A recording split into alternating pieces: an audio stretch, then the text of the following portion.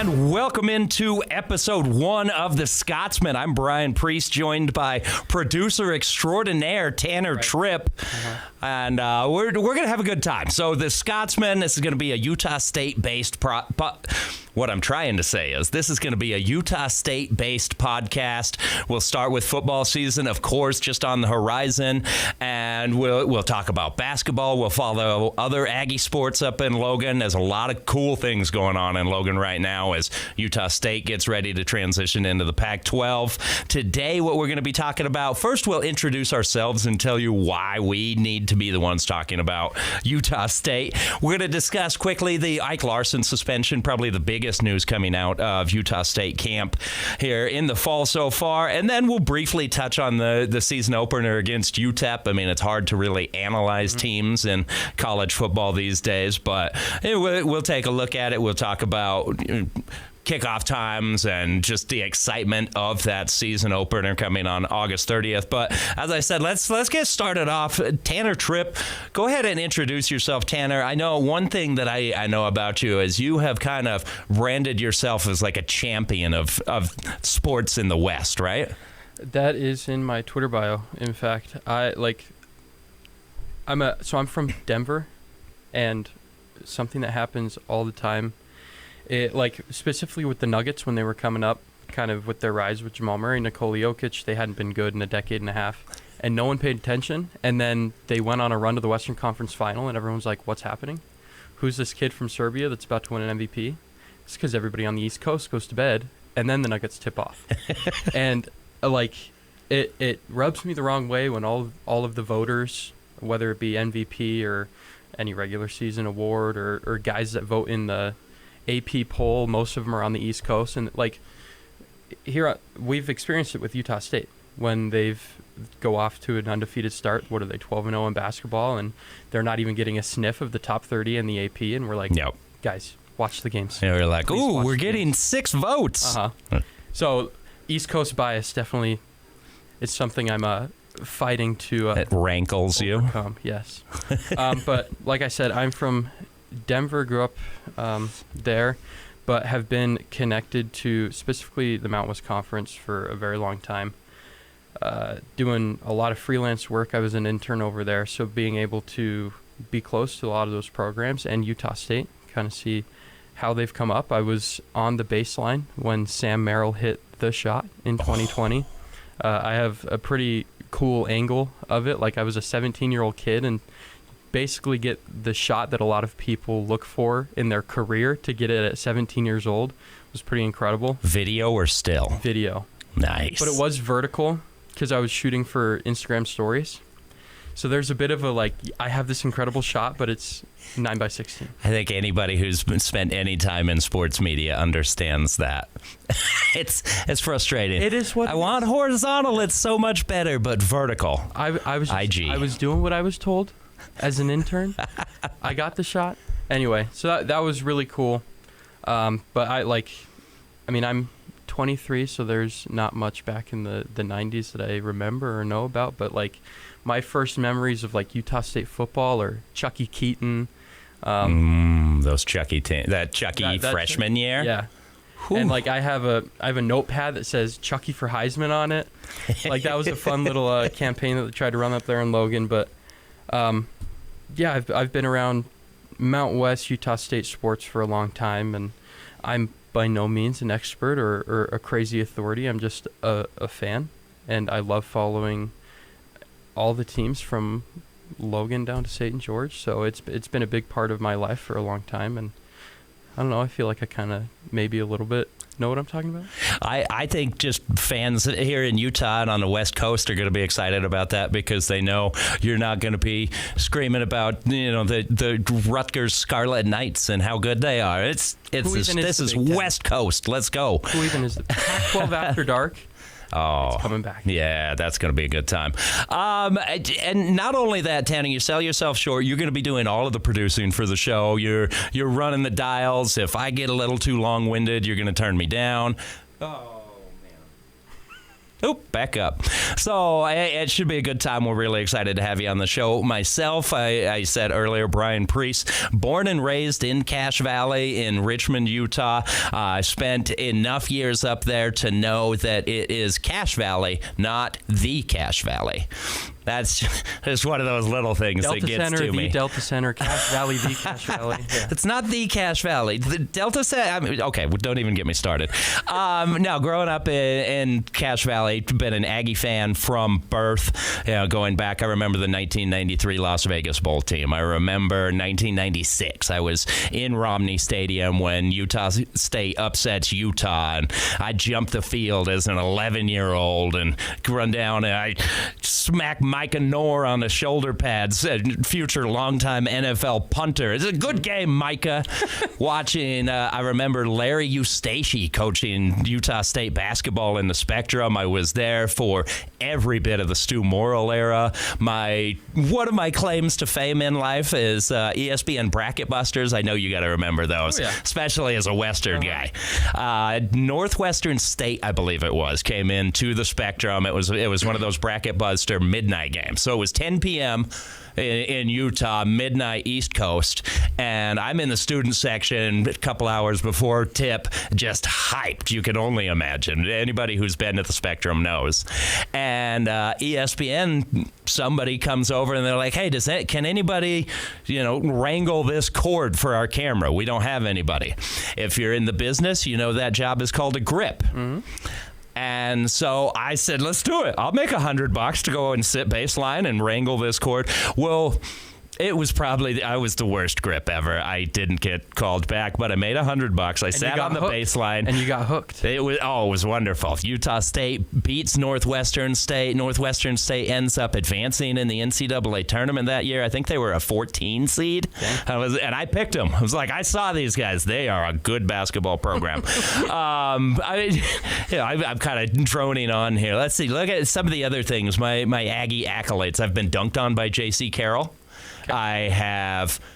I basically matched downtown Tony Brown shot for shot in a city league well after Tony Brown's glory days at Utah State. Let's not be ridiculous here.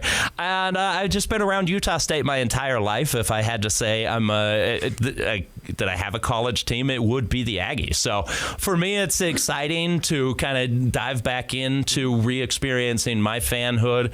Remember growing up listening to Al Lewis and Utah State football games and basketball games and the Big West tournament and then into the Mountain West and now going to the Pac-12 next year and just seeing the growth of Utah State in my 40 years. It's really exciting.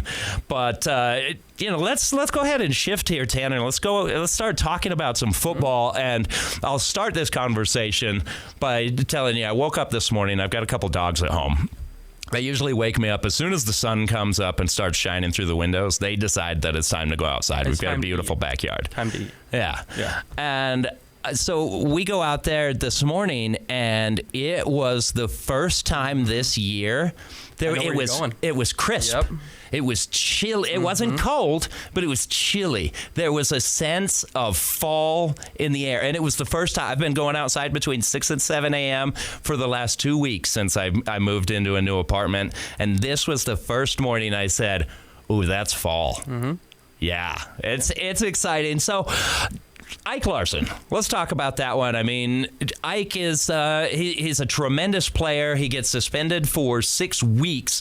I think it's important to be very clear about that. 6 weeks, not 6 games. That means he's going to miss the first 5 weeks of the season. There's been no conversation out of Utah State about what happened, what was the cause of this suspension. So I'll toss it to you, Tanner. I just want to get your thoughts on what this suspension means, how it could impact the defense, and just how, what it says about Bronco Mendenhall's Utah State program. Yeah, I mean, I'm less concerned with what he did. That's really none of our business. I'm more concerned about watching this defense without Ike Larson. And it's going to be a little sad for those first 5 games. I think not only the hype with Bronco Mendenhall coming in and being head coach, but knowing that Bryson Barnes was going to be the starting quarterback basically since camp started, and then that Ike Larson was going to be that leader on defense. And I don't know if there's anyone in college sports that has a better comeback story than our Ike Larson. Yeah, you've dove into that deeply with a story about his mental health battles. I did a one-on-one with him a few weeks ago at Utah State Media Days because he was in a really low place where he was moments away from taking his own life, and to come back and play at the level he played at last year, and it was just so exciting to this is his senior year. It's his draft year. It's his time to put stuff on tape. And I think he's still going to have that opportunity. We've talked about that. Like, he's only going to he's going to end up missing 2 conference games against Air Force and Hawaii, but like the bulk of the conference schedule he's going to be here for. And we've also talked about how it's really not going to affect probably their win probability in any of these first 5 games. Yeah, it's hard to look at. Like, let's give the schedule for first 5 games. Home opener against UTEP. You go to Texas A&M. That's probably a loss either way. Air Force at home. McNeese State at home. Then they go over to Vanderbilt in Nashville. 50-50 at best, but probably a loss either way. And then you back for Hawaii. Head to Hawaii. Yeah. So, you're probably not within 3 or 4 touchdowns against Texas A&M. Hopefully, it's a close game against Vanderbilt. I mean, that's 2 SEC teams that you're starting the year with. Paycheck games. Paycheck. We're still paycheck games. Teams like Utah State have to do that. But like we said, I don't know if Ike being on the field was going to affect anything there. What it says about Broncos Aggies is that he's not playing around. And I think some of that might have been lost since he's left the Beehive State 10 years ago. That's how he was at BYU, and that's how he's going to be at Utah State. And Ike and I talked about it. He has had 5 different defensive coordinators and, 3 head coaches since coming into Utah State. And that is, 1, super unusual, but 2, has to be incredibly hard to go through as a player, where you have no idea what expectations are like from year to year, not only with your play on the field, but as a person, as a leader, as a teammate. Well, I think, to cut you off really quick, but I think all that turnover and Ike sticking it out in the age of the transfer portal at Utah State, he's a local kid, having played at Logan and at Skyview. I think him staying speaks to his character and what a strong character he has, and just his willingness to stick with a team, a program through thick and thin. And Bronco talked about how many offers he had to leave for more money. But Ike is cash value through and through. Yep. And I think if he lets this push him in the right direction, it will. Like, he can still very much be a leader on that defense. He can still put up the numbers he needs to get where he wants to by the end of the year, and then into April with the draft. And hopefully he uses it to grow, because it is tough as a Utah State fan to see a kid go through it with your team, and then he ends up being suspended for first 5 games of his senior year. But it is what it is. There's nothing we can do about it. We just got to watch, and hopefully he comes back strong in that 6th game. Yeah, you said it well. I mean, first of all, it doesn't matter what happened leading to the suspension. The fact is, he has this suspension. But, I think that as long as Ike is healthy to end the year, if anybody has concerns about him putting together tape for a potential future NFL career, if he's healthy to end the year and he can get a few games of tape, he's got 3 years previous. Like, Ike has the film. I don't think this should impact his NFL draft status or anything like that. To me, because it doesn't really matter to me one way or the other what happened, and I don't want this to sound like I'm comparing Ike to some of the greats in sports history, but I think this situation is a little bit similar in terms of what Ike Larson means to the program and what he represents and how long he's been there. I mean, he is a rarity in college sports to stick around and have a fan base who can actually invest in him over the course of 4 or 5 years instead of, oh, who's this new guy that's here for 15 games. What I think this suspension does is, I think more importantly, is it speaks to the rest of the team. When you look at Greg Popovich and Tim Duncan, the stories are legendary about how Popovich would just rip Duncan and tear him apart in huddles and practices. Bill Belichick, Tom Brady, very similar. If you coach your best player the hardest, everybody else kind of has to fall in line.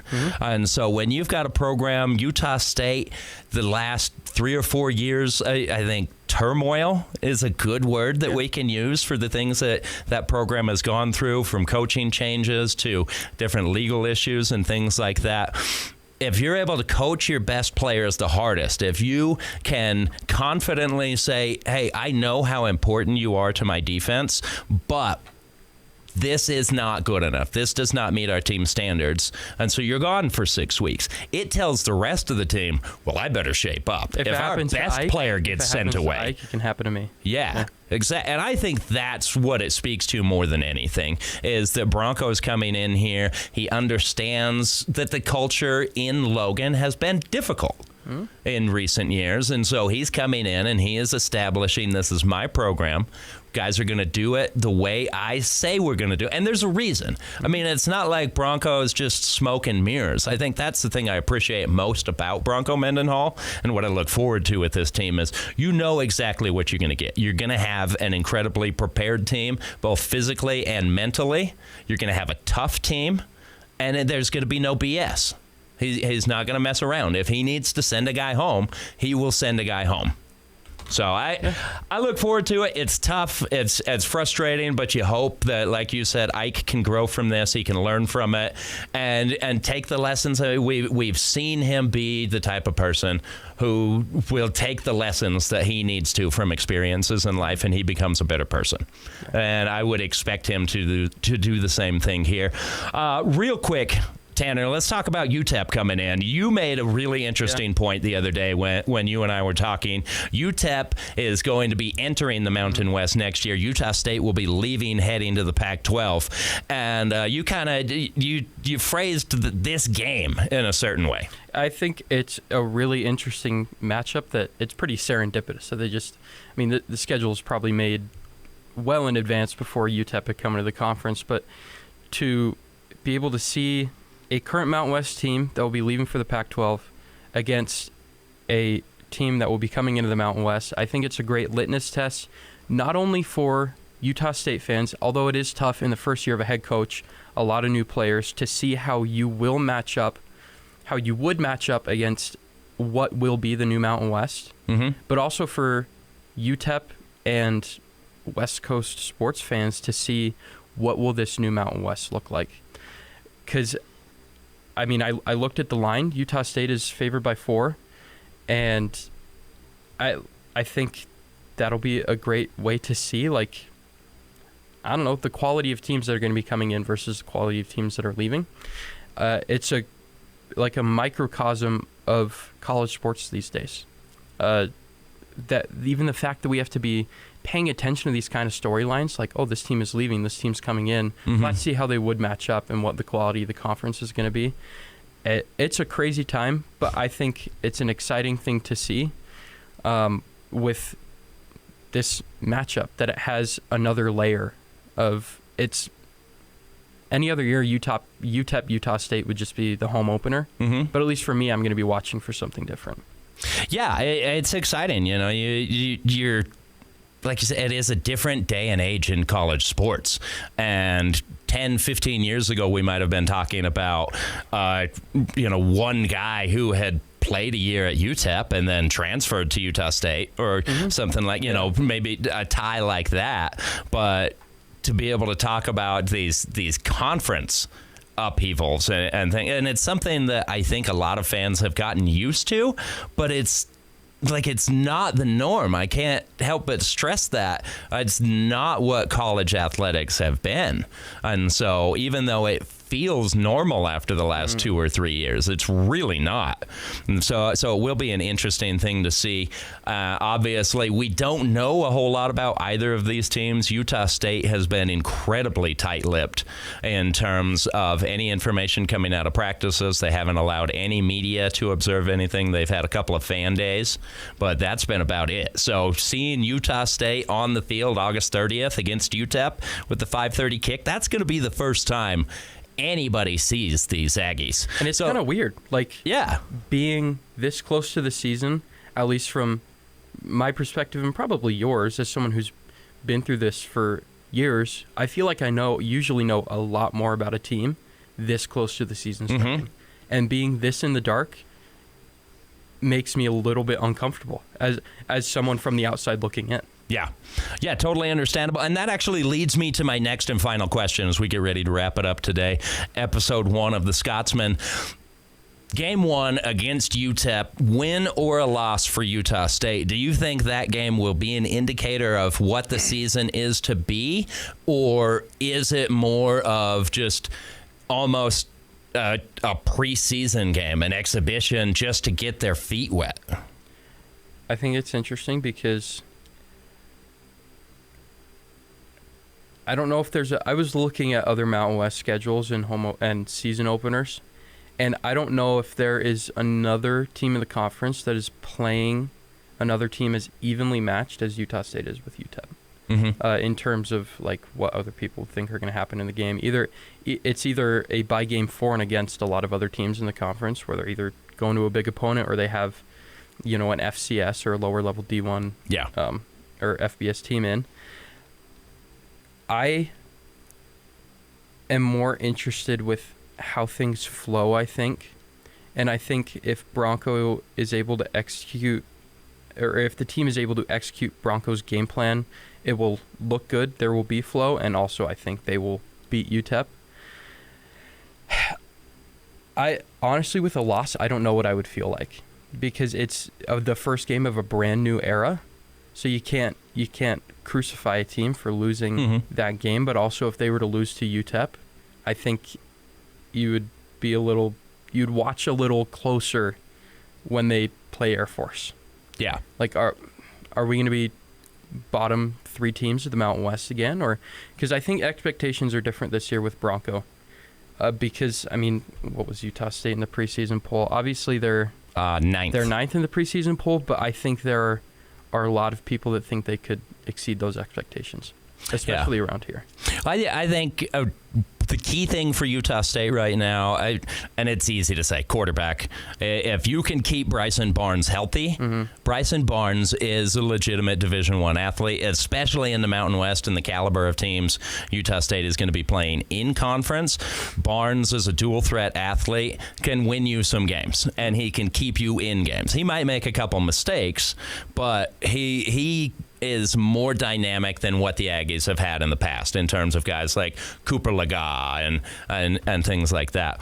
But it's hard to predict what they're going to be. I think defensively they have a strong chance of being good, especially even early without Ike Larson because of the transfers from New Mexico that came over with Bronco, Noah Avenger, guys like that who already know the system. You have some holdovers in Gabe Beniguez Jr. along the defensive line, Bronson Olivau Jr. At the linebacker position. So you have dudes at every level of the defense. And I think the defense is going to look good. And I think Utah State, at least in this week 1 against UTEP, will rely on their defense to win that game, and they'll hope that their offense is able to come along as the year goes, because they brought in a lot of skill position players from big schools, but don't have a lot on their resume. So it's going to be interesting. Well, and I think in these first few weeks, especially against UTEP, if the defense performs well, it gives the offense the opportunity to learn and grow. Yes. Versus if week 1, if Bryson Barnes is having to lead a game-winning drive with a minute and a half left, that might be too much pressure on an offense like this. But if they have the cushion and they can get comfortable, I think it can grow more naturally and, as you said, kind of ramp up as you enter the conference schedule. So I hope the defense is able to give them that opportunity. Well, that's going to do it for us. Episode 1 of the Scotsman. Really excited to get this one started. As I said at the top of the show, we're going to be going all academic year long, talking football. Utah State women's soccer pick to win the Mountain West. I'm sure we'll have some opportunity to talk about them. Utah State men's basketball and Jared Calhoun. Some really exciting things going on there. So we're going to be coming to you right now. The plan is once a week, probably on Wednesdays or Thursdays is when we'll be releasing an episode. And Tanner, you know better than I do right now. Where will people be able to find the show? So you'll be able to watch on the KSL Sports YouTube channel, on KSLSports.com, and the KSL Sports app. And then you'll also be able to listen on Spotify, SoundStack, and YouTube podcasts. So really anywhere you want to find us. Yeah. So if you're looking to listen to Utah State Aggies, we're going to be there. All over the place. You can find us pretty much anywhere you're already listening to podcasts. YouTube, we will have the video version of it as well. And I apologize for that video version. I know it's a little rough on the eyes. You may not want to watch in the mornings, maybe later in the day. Or we got faces for radio. Yeah, exactly. But I'm excited to get this one going. I'm really excited to sit down with you, Tanner, and talk Aggie sports. You can find my work throughout the week. I'll have continuous Utah State coverage as well as just a variety of things across the state of Utah. I think in the last 2 days I've written about RSL, I've written about the NFL, I've written about BYU, I've written about Utah, I've written about the Mammoth, I've written about the Jazz. So you can find my work on KSLSports.com, and you can find Tanner's work primarily on YouTube and our social media channels, right? Yep. So my main role here at KSL Sports is as a digital video producer. So a lot of the stuff you see on Instagram, Twitter, and YouTube in terms of video, that will be me. But I also do a little bit of RSL work, like Brian was saying, and it makes our jobs harder. But to be a sports fan in Utah right now is so exciting. Oh, yeah. And baseball's coming. Baseball is coming. All right, that'll do it. Thanks for listening to The Scotsman.